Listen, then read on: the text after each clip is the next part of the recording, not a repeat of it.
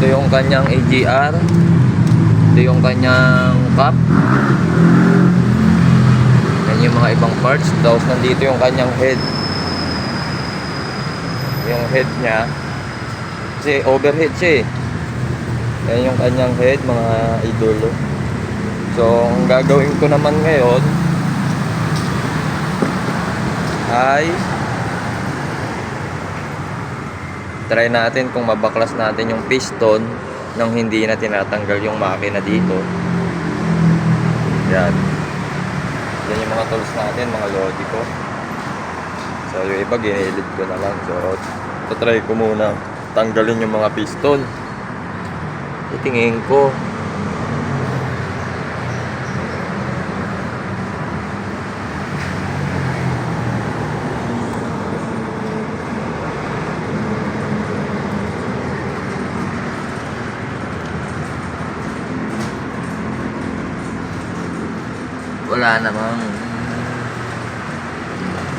Wala man ako makitang tama sa kanyang mga liner. So pero kailangan baklasin pa rin natin kasi may possible na biyak yung kanyang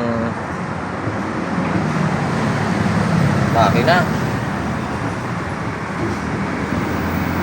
Biyak na yung block niya. May possible na ganon kasi napuno ng tubig eh.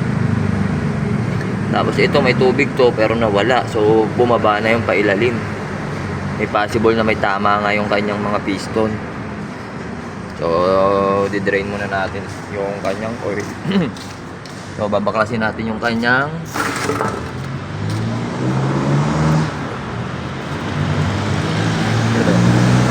babaklasin natin yung kanyang oil pan.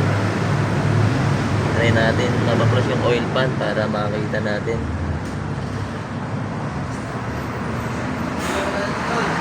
Ayan. I-drain muna natin yung kanyang oil pan. Yung hood niya tinanggal na rin natin. So ang katuwang natin ngayon ay si Utol. Ayan. Nissan Frontier, mga lodi ko.